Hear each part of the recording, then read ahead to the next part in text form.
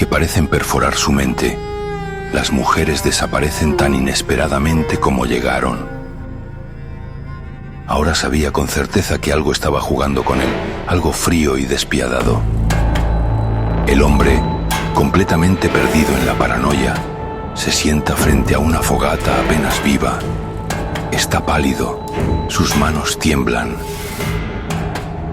La cuarta noche, la esperanza ya había muerto. Lo único que quedaba era el miedo y lo que lo acompañaba.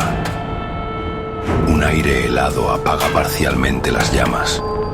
Lentamente, como saliendo del corazón de las brasas, aparece una figura horrenda, un enorme chivo de ojos rojos resplandecientes y una presencia oscura que parece succionar toda la luz.